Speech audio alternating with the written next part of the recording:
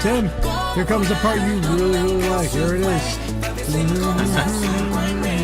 I'm stuck in the house. Yeah, with my wife. Yeah. Welcome everybody to the Think Different podcast. I'm gonna macho man it, baby.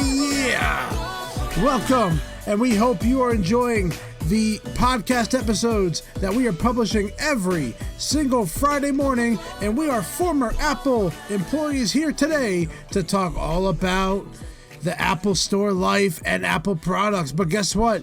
Normally it's a two-man booth, but no. This is a special occasion. This is episode 38, and if you times that by 2, that is the age of the man that's here with us today. Ladies and gentlemen, it is Frank Funk, everybody.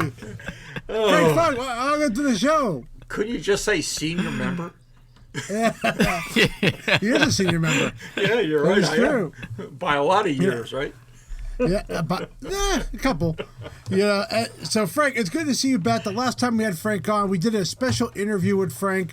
If you look back in our archives, it's a creative interview that we did with him. He talked everything about today at Apple, joining Apple, the many years he was in the company. Me and him pretty much were together for 10 years, working with a couple years split. But Frank is an inspiration to everybody who is learning Apple products, and you can't say no matter what age, you can enjoy these Apple products and you can learn them. I would agree wholeheartedly. Yep. All right, and then Tim's here, everybody, just in case you didn't care. I was just going to say, and I'm here. But Frank, it's an ongoing bit of the show that I basically insult Tim before I introduce him. Yeah. So, but the most important thing, Frank, is that we have been doing, every single week we've been doing this, we have to find out what Tim bought for his house this week, because, he just moved to a new house a couple months ago. So, Tim, you have to explain to us, what did you get for this week in your house? Sure. So, I think I mentioned a couple episodes prior, we got rid of the entertainment system, we got a TV stand, and then we recently just got 2 ladder shelves for the side, so where you can put stuff, cute little artsy things on it. And oh my God. I'm promoting another company. Let me bring up the company's name real quick. I didn't want to pay $79 for the Hue LED strips for the back of my TV. I didn't want to pay that because that's a lot of money. So I paid $40 for this one that Mac Rumors actually recommended as an affordable Apple HomeKit enabled LED strip light. And it is made by a company called VocoLink. And they have light bulbs, they have switches, they have LED strips, they have everything that the Hue company has, Philips Hue company has, at a much more affordable price, and completely integrates with Apple HomeKit, and it's awesome. Interesting. So I got that too. Very nice. We'll see how long they last. I've had these Hue lights now in my house for 5 years, haven't replaced them once, so you have to look at that as that's a long time. True. To not replace a light bulb. So you can tell right there that's a pretty good amount of time. They said 10 years is the max. That they'll probably last. So Frank, do you have any Hue lights in your home? I do. I have 3 from the original kit, although they're in the box. I don't have them connected to anything yet. So you basically have it for nothing. Yep, you got it. Right. Well, ladies and gentlemen, if you need some Hue lights and the stores have run out, Frank has them. Listen, I do have an addition to my house, though. All right, yeah. Oh, you do? I'll show you Would you here build if a I can get garage? out of the way. Yep, there it is. He's got his new drum set, everybody. New drum set. Nice. In case you didn't know, Frank does play the drums, although he's never put a performance on for anybody, so he's very secretive of his performance. Are you wearing an Apple shirt? I am. Oh my God, what a mark. All right, everybody, make sure you check us out on our @Think Different podcast on Facebook and Instagram, and of course, It's a really nice color red, Will. Frank. It's green, you idiot. Yeah. No, that's the kit. No, the drum set I is was red. talking about the shirt. That's my 6th set. So Wow. I have a. Now, do you just trade them in, or do you keep them over time? I have them all. I have a 64 Ludwig Wow. kit. I have a 80s Tama kit. I have a, I guess it's a 40th anniversary DW kit. I forget what year I bought that in. Then I have my Jazz Series DWs that I bought 2 years ago, and now I have the Gretsch kit that I just bought. I'm waiting for you to build a drum kit. Yeah, oddly enough, I was talking to a guy in North Carolina to see if he could do some work with my Thomas, but then the coronavirus broke, so I couldn't travel anywhere. So that's a good idea. Wow. Yeah, that's a really good idea, Frank. All right. All right, everybody. So let's get started with the favorite segment that Tim has. But because I was rudely interrupted by Tim, make sure you check out our Facebook and Instagram page Master. at Think Different Podcast and at Think Diff Pod on Twitter. Okay, there you go. Now we can get into the news because Tim loves news. The news.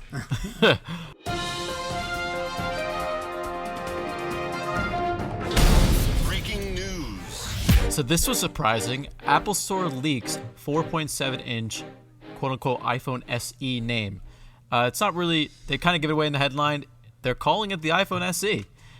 So Apple.com updated their Belkin Invisiglass Ultra Screen Protector, and now they have added iPhone SE in addition to the /8/7. So that means you can use this Invisiglass Screen Protector for the now what's going to be rumored, the iPhone SE, the 8, and this iPhone 7. Remember, the iPhone SE originally was the affordable device of everything that an iPhone 6s had, the new technology, the capability, and everything, shoved into the model and physical build of an iPhone 5. But now it looks like, there hasn't been updated information of what kind of tech specs are going to be in this new iPhone SE, but it could be a new 813 processor. Pricing hasn't been updated yet. It's rumored to come out in a white, black, and red color option, along with storage tiers of 64 gigabyte, 128 gigabyte, and 256 gigabyte. Outside of that, we don't really know much. But are you guys kind of surprised about this? Later on, Apple took it off their website, and they removed it. But it was up there for quite a bit, for almost 24 Someone hours. just made a really bad boo-boo. That's really all it is. Yeah. By the way, these Belkin protectors are really, really good. If you ever get a chance, get one of those. They're expensive. They're like $30, $40. They're up there in price. Yeah, $40. But they come with a lifetime warranty. You could ship it to them, and they'll give you another one for free. And also at the Apple Store, they'll put it on for you. So that's not a bad deal either. I always hated that. Yeah, it was a tough one because if you messed it up, you had to buy another one, basically. Well, yeah, but then they got the machine and made it relatively easy. So Yeah, the machine was a godsend. They have to make that somehow for an affordable way to put it on. Yeah. But you only need it once, so why would they even do that? But they this was, I think, to me, a simple mistake. But it kind of confirms that there's an SE coming out. But do you think? I think the big thing here is going to be price point. I mean, why would you want a phone that has the latest chip in a screen size that is, barely the size of a box of chiclets? Right. Yeah. I mean, the graphics for the gaming is going to be there, but it's going to be so small. I don't think they'll put the latest one in, only because they just got to put one in that can support like 5 years of iOS. That's really what they have to do. Okay. That's really the main thing. That you don't need. I don't think they're going to put the latest chip in there. I just can't imagine they're doing that. They'll probably put one from the iPhone 8 in there. That's probably what I would see it as, or maybe the 10R. But that's it. But what do you guys imagine the price being? I mean, the iPhone SE $399. originally came out and it was $399. So you think it's going to be the same price? It's a good price point. As long as they give them the right storage amount. That's if they say, hey, we're giving 64 gigs for the opening storage. That's, to me, is perfect. Well, that's what they're rumored to start at, the 64 to 128 to 256. But That's correct. Yeah. I don't know. I guess I'm just so used. Well, I have my 10, all right, and to me that's more than enough for right now. I mean, I'm waiting for the new one to see. I didn't go to the Pro this time. I just wanted to wait until 12 to see 5G. Yeah, I currently also still have the 10. I'm very happy with it. No complaints at all. And I do same thing with Frank. I do want to see what kind of new features are going to be offered in the iPhone 12. But are you guys surprised it's called the SE and not the iPhone 9? Not really surprised. Is that stupid to say? SE's a good branding name. It gives you, it's an understanding of what it is. You start doing iPhone 9, then you're going to start How about confusing people. I iPhone think Mini? SE's fine. Nah. iPhone mini. Well, it's not smaller than the 8 though, or the 7. No, I know. That 7's a piece of crap, by the way, everybody. Just in case, don't get rid of your iPhone 7s if you haven't already. Yeah, you should burn them. Apple might fix your broken iPhone, Mac, or other device for free, even if it's out of warranty. The headline doesn't really mean anything. It's more or less that Apple currently has 20 quality programs running right now. 20! Oh, that's it? It's, I feel like that's a lot. I mean, it basically hits every product, even from accessories. The smart battery case we talked about in an episode a couple weeks back. So you can get, if your smart battery case is not charging correctly, you can get that replaced for free. iPhone 6s, 6s Plus, no power issues. A 15-inch MacBook Pro battery recall program happened early last year. Keyboard servicing for virtually every MacBook made before 2019.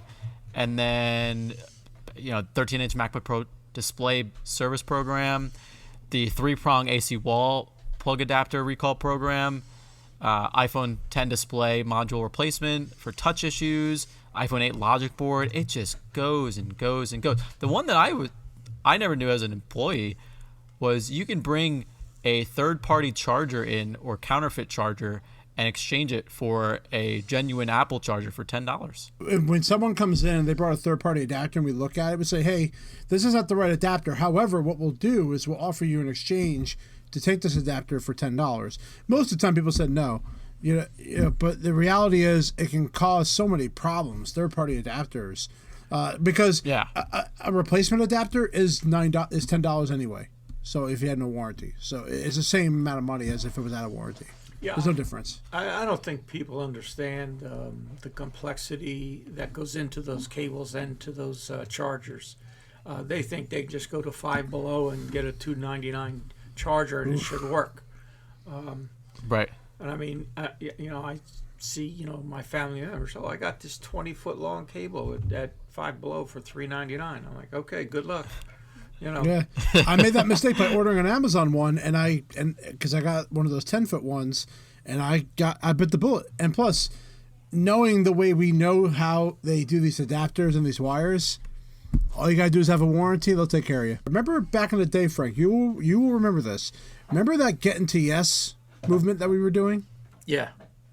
So what did we do during that Get Into Yes movement?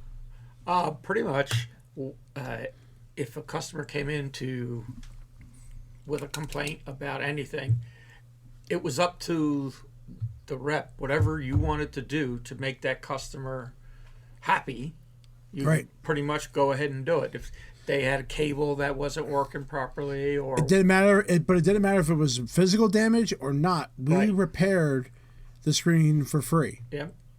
What? Yeah. So that's why I was asking Frank, because Tim won't know about that movement. But what I will let you know, Tim, that is what led to AppleCare Plus. Because the whole concept of the Get Into Yes was to find out, what people would do.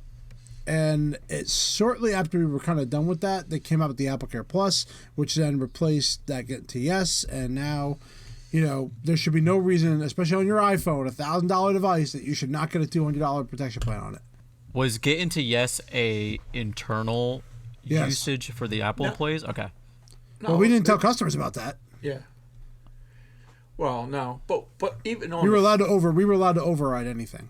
Yeah, but even the sales reps on the floor, somebody came in with a like the Apple cases where they peel. And they say, hey, you could just take one off and say, okay, here, and take it in the back with the box from the new one, so that they could take that care doesn't of it. That doesn't happen anymore. Not to mention, there's so many colors now. It's impossible to get the right color for them. Yeah. So without a manager's discretion, I'd be curious to know how that's working out and why, and more importantly, why they're doing it. Yeah.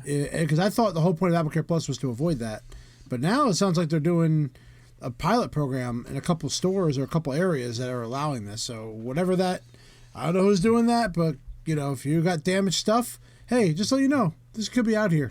Hey, the worst they can say is no, right? Yep. Yeah. How do you think Today at Apple will adapt to this era of social distancing? I know Frank and Will probably have very interesting comments about Today at Apple in general, and we've heard them talk about prior episodes. But how do you think it can evolve in this kind of environment? Well, from my perspective, I think we'll have to look at two things. One, you have to look at standalone stores versus mall stores. The standalone stores, as far as I know, for the most part, they all have some sort of conference room that I believe could be adapted to limited size sessions, and it's a very quiet environment, which is very conducive to the learning environment. Sure. So I think from that perspective, they can do that. And the mall stores, I think they should be spearheading online. I think there should be an area in the back of the store.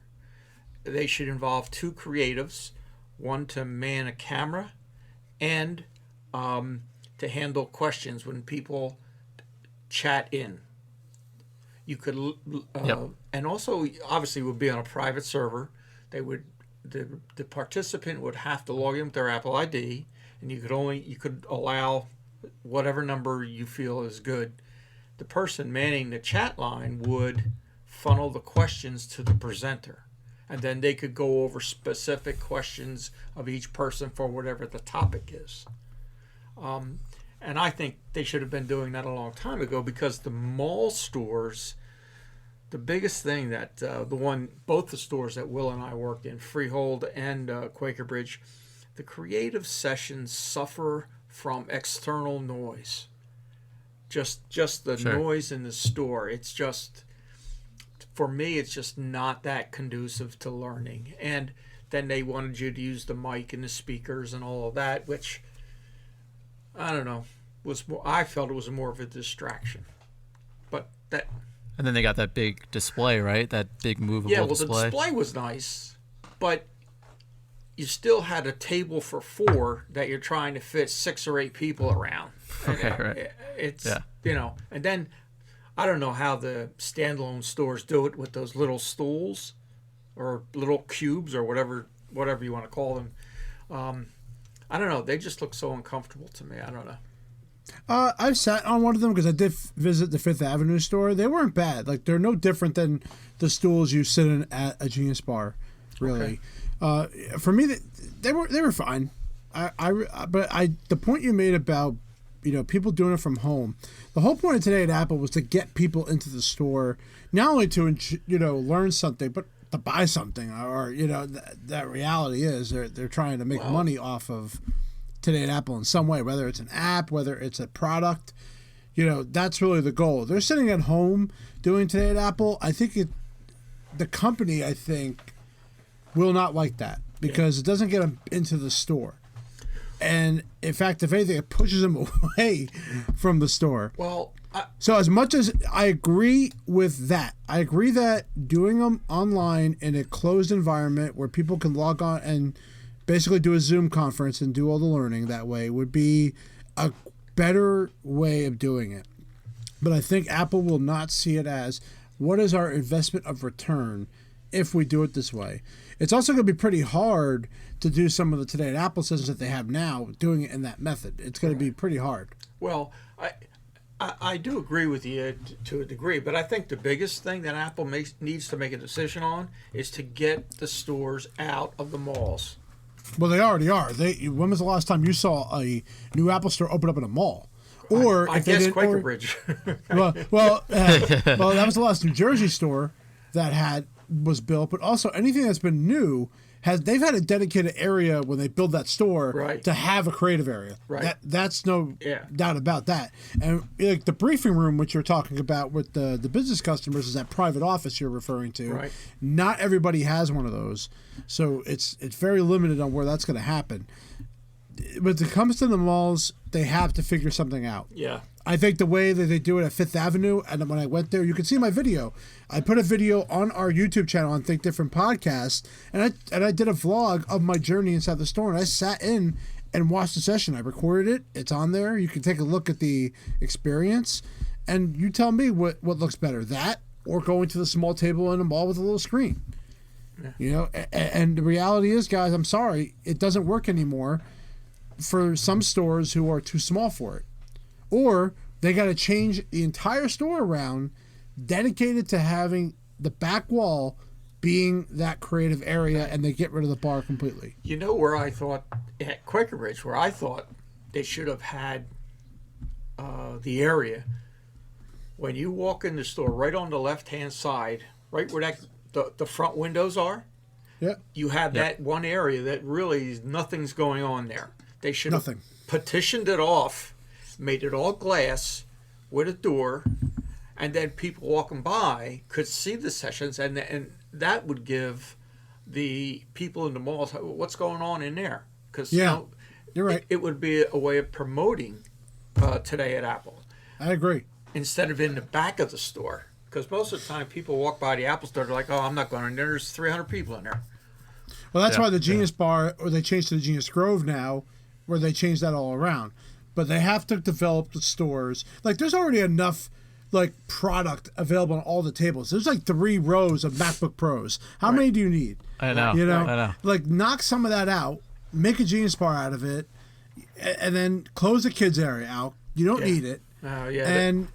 And then just develop that back area with a big screen, a bunch of 4 cubes, or I'm sorry, 20 cubes, and there it is. And maybe that'll help. And if they build the speakers into the building that are loud enough, then you don't, because everyone's got to use the headset inside a Fifth Avenue store. You have to use it. There's no way you can't. But if the sound is out there, then you're good. So Today at Apple's got to change. I think they got to change all the store designs, who haven't gotten them done. Yeah. And if they change them, and they're not adapting to this Today at Apple, then no one's coming. And you might as well start doing the home option. So. Well, I mean, with the virus now, I've attended a couple of, on Instagram, they even have those, little videos. People start posting live videos, and you can interact by just typing in a question. Yep. Now, I mean, you get people from all over the world there, and that's what I'm saying. You would need something that is a limited number of attendees and somebody that could man the questions coming in for the presenter. But depending on the subject, too, obviously a walk around Central Park is not going to work online. But, some of the software products you could, Yeah, but Frank, we and you know this, they stepped away from what the whole point of a creative used to be. I had if I was a creative right now, I'd have to force myself to learn something in order to teach it. Yeah. I'm an app guy. I teach apps. That's what I do. You want to start telling me how to do sound designs and come on. That's not what the app is supposed to do. Yeah. I know you're trying to inspire creativity, but man, you got to learn how to use the app first. Right. I right. thought the learn to program, I thought that was a good start, but I thought they should have had something to learn Swift for people that are already programming. Like they did it for the kids, right? But then, when Doug was doing it, I mean, he was bored out of his mind after doing 2 sessions of the thing with the kids. But he had some adults that were asking him questions. He could have done a session with adults on Swift, which I thought would have been much more beneficial. But, that never panned out. Yeah. I mean, this only came to light within the Apple world is because Apple quietly added 2 new Today at Apple sessions to their lineup. Music skills, getting started with podcasting. Hey, so that session will teach how to record. Because all I do would be talking about the Think Different podcast. GarageBand. Well, I work for Apple. Just shameless plugs. Well, if you want to record a podcast, if you listen to this Think Different podcast, available on Spotify, Apple Podcasts, Spotify. We don't talk about that here, though. And then their other session is Photo Lab, directing the portrait, which shares techniques for taking striking black and white portraits. Okay. So that'll be cool to see. They're starting those in the greater China area for right now. Once they start opening up the stores, they're slowly reopening, and they hope to have Today at Apple sessions return either early May or possibly late May, early June. You know, that subject just triggered something in my memory. You remember when they made a push for the creatives to be, or all of the store, to be part of the community? They wanted to bring the community into the store. Well, during that, we had a group of ladies who wanted to have a photo session for their club, right? Exclusively for their club. Yeah, that's cool. And we had to fight tooth and nail with management to get them a session. And I, for the life of me, I just couldn't understand it. I finally said to them, how do you want to be a part of the community when you have a group that wants to have a session? And you say no, because it's not for that. I'm like, I never understood that. Either. Yeah, like, then what's it for? Right. And I always thought that it would have benefited the store to go out to photo clubs and say, hey, why don't you bring your folks in? Let's talk about how, photos. And like, Tony would have been a great one to head one of those. He's a photographer. You're a photographer, Will. You could have, handled one of those with the club that had a direct interest in that topic. And I thought it would have been excellent, but they just didn't want to do it, which was kind of weird, I thought. It's like a good PR thing to say, oh yeah, we're connected with the community, but then when they actually get down to getting down to actually doing it, they get what's it called? Happy feet? Not happy feet, scared feet. Did you, Will? Did you ever have anything like that people wanted to, like an organization and wanted to come in? So not an organization, only the ones that were part of that. What was it called? That business package? Joint venture. Thank you. Yeah, Let me there you repeat go. that. So the only people that I did a training like that was for joint venture, because joint venture gets a 6 hours a year of training exclusively with one creative. Right. The main thing I did was motion. I taught motion with a company, and I was also part of a lot of conversations of what type of machine they're looking for as well. So that was another big thing. But that was probably the biggest thing I did, was teaching motion in Final Cut Pro, because that was my specialty. So that's why I got that push for that.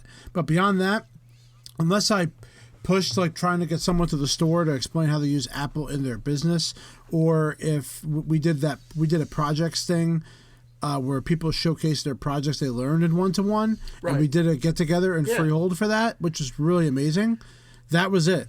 That's the only one I've done. But that was one of the coolest things that we ever did, was developing the idea of a one-to-one gathering of people with projects to show off their work. Do you remember when they had the that singer-songwriter in Freehold? She was going to one-to-one, and we did a setup there. Spring. And she explained how she was using GarageBand, and then she would do a little demo, and people could ask her questions. I mean, and plus it would highlight. That's awesome. It would highlight everything that she had done, and it was. That's what I thought they should be doing more of.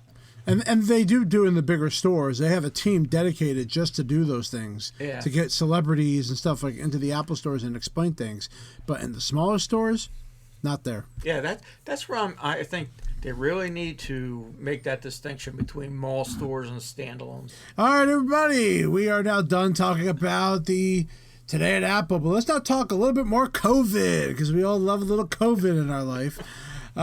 So the next thing we're going to talk about is Apple Pay. Now, if there was a time right now where you should be adapting to Apple Pay, this is the time to do it.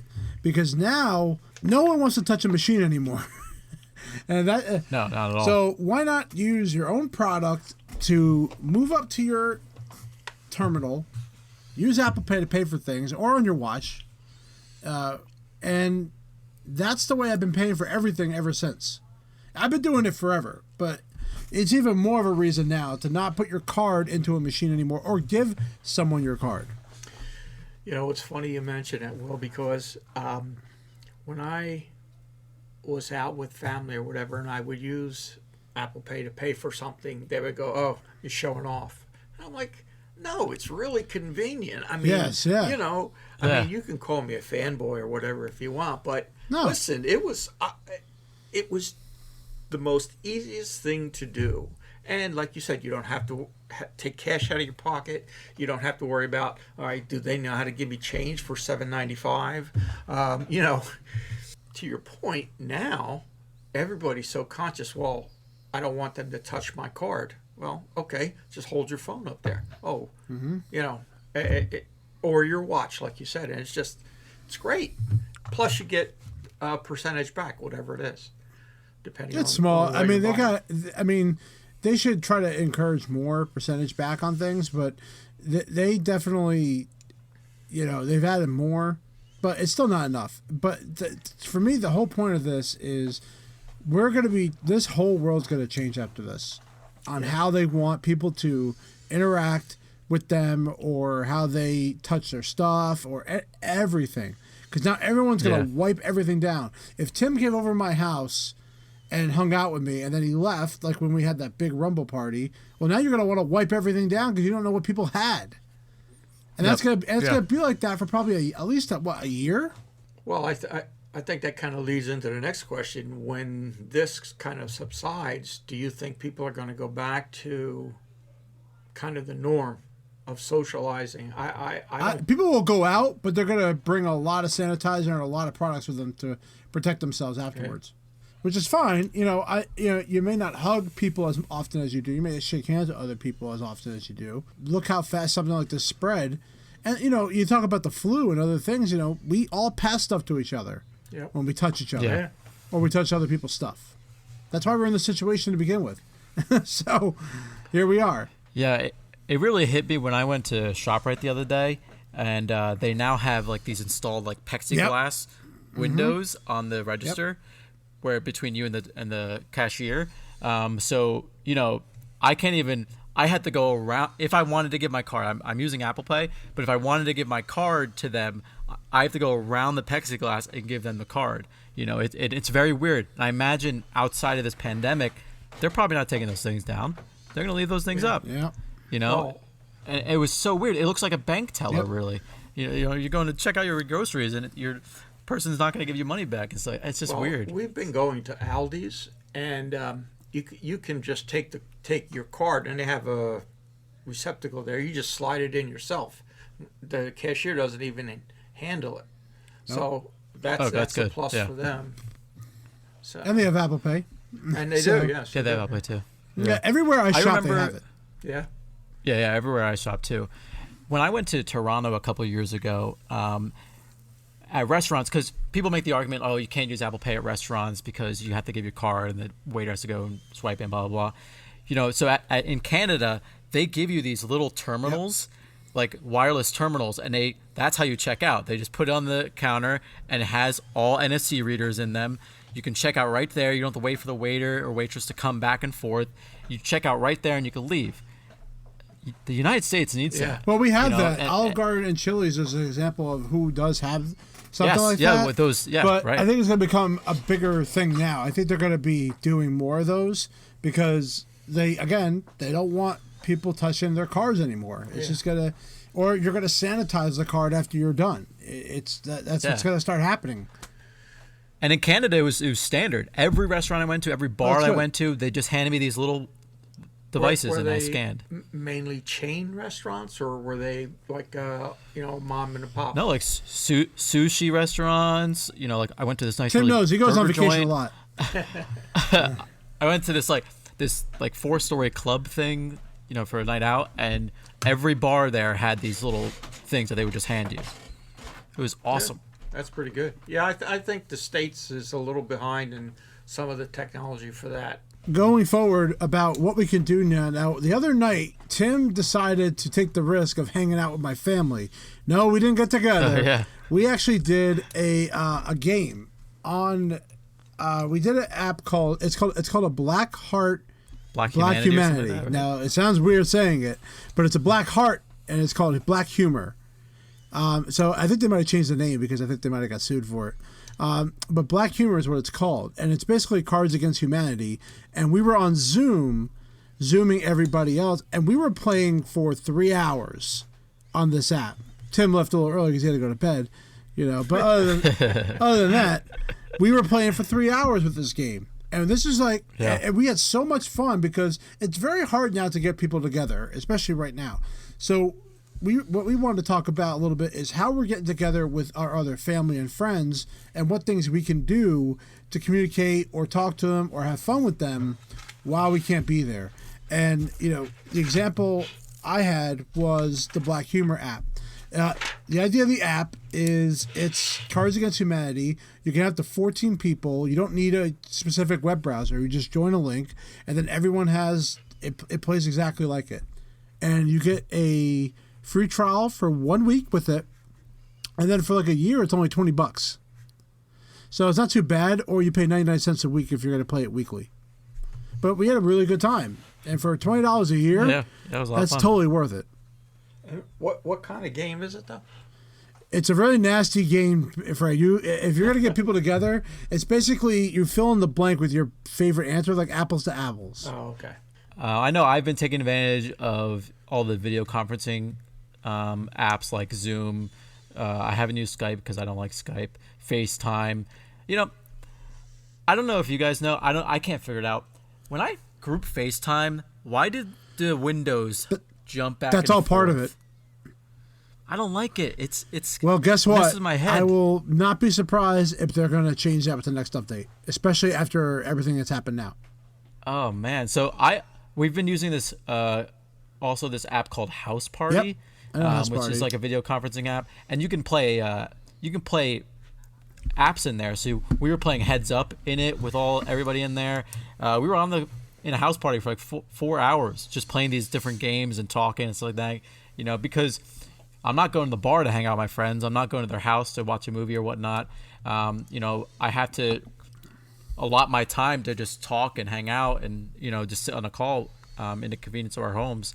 So it's definitely weird, but it's nice to know that all my other friends are in the kind of same boat. They still want to be in communication with everybody, and they still want to connect and Yes. hang out in a way. The Black Humor app, by the way, there's no FaceTime conferencing. You have to do something separate. We use Zoom in this case. And today, I talked to somebody today at work. There's over almost close to 900 to 400 people waiting on help support on calls. That's crazy. For Zoom. Yeah, obviously there's a lot of controversy with Zoom right now because of their security flaws that have happened.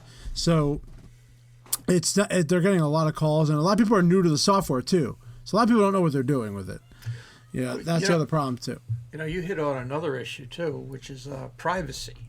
And one of the Yep. biggest things that I used to tell people in the store that Apple's biggest product is privacy. A lot of people would go with the Google for their photos and stuff, and I would say, look, it's not private, okay? Yeah. And people just didn't realize that. But I think now this is going to put a push for more people to pay particular attention to privacy, and I think Apple could come out the big winner here. Mm-hmm. And they may even provide some additional services. I don't know. Well, the bottom line is when it comes to FaceTime is I like FaceTime. The other problem is limitation. Someone in my chat when I had a FaceTime call with a bunch of people, they still have an old iPhone 6. They can't do group FaceTime. Yeah. So there might be That's there right. might have Zoom might not have that restriction on there. So there could be restrictions on that as well. Audio only is your only option when it comes to that. But FaceTime needs to improve. This bubble thing it's cool when you have like 30 people on and you're just randomly doing like noises and stuff. But when you're trying to have a conversation with it, people I don't think like it. I think they want so I think they annoying. want it simplified, and Zoom does that right now. The only problem with Zoom is your limitation. You only have a 40-minute call. So, I think on your first call they're kind of letting you get away with it, but on like the follow-ups, they're gonna hit you up for it. Yeah, apps like House Party are absolutely free. If you do use Snapchat has a video conferencing feature that you can utilize. It's a little buggy, but you can definitely use it. I've downloaded some games. I mean, I'm using Words with Friends again, playing with my friends. Yeah, play me. I'm obviously still playing Solitaire. I play that almost every day. I downloaded this baseball game called Tap Baseball, and I've been playing that with a couple of friends. So utilizing that. I typically don't play games on my phone. I exclusively said I would never sign up for Apple Arcade and pay for it because I'm just not a gamer. I don't play games on my mobile device. So I just wouldn't take advantage of that. But I'm so bored. I have to. You doing any online slot machines? No, I don't. Yeah, it's just some poker. There you go. There you go.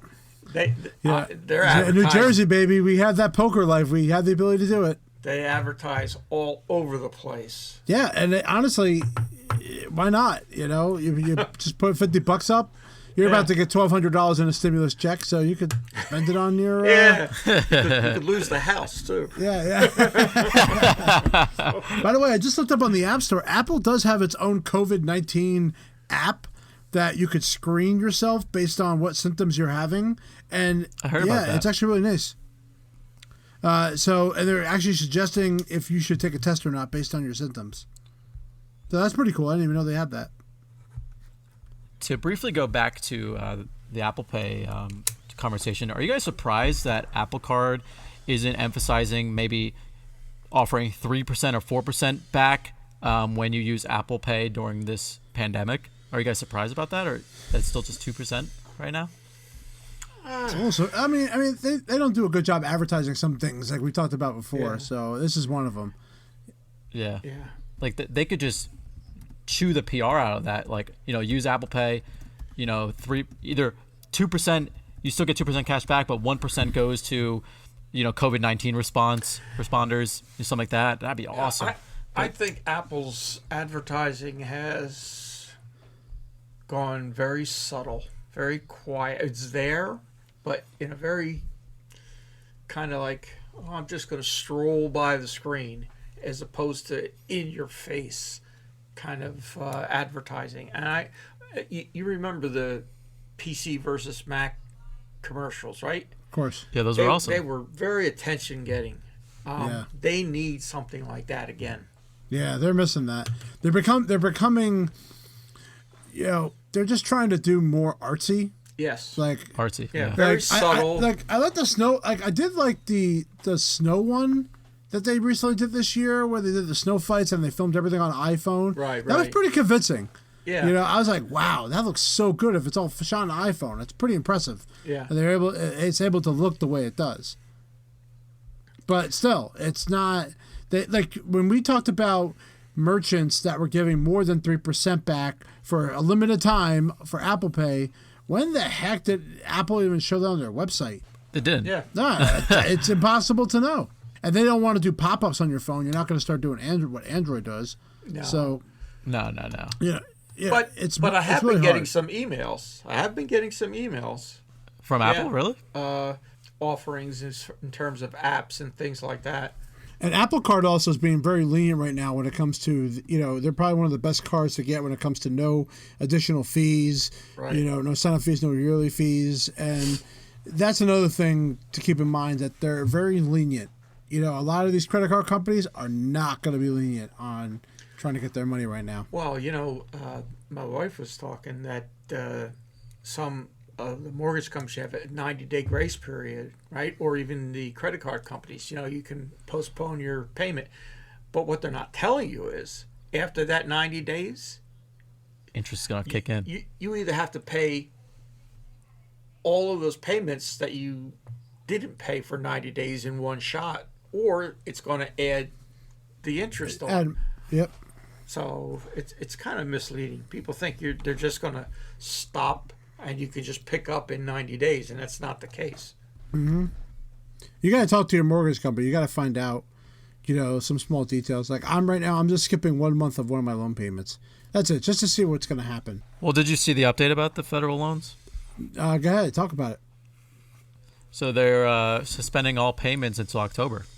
You don't have to make a payment on it. If you owe federal student loans, have federal student loans, you don't have to make a payment. There's no repercussions about it. There's nothing about it. They're just suspending all payments until October. With Easter being here this week, it's probably one of the roughest days where a lot of people just won't be able to get together. Yeah. What we did for my sister this weekend is we did one of those drive-bys for her birthday where we decorated our car and we went by. It was really, really touching. Really liked it.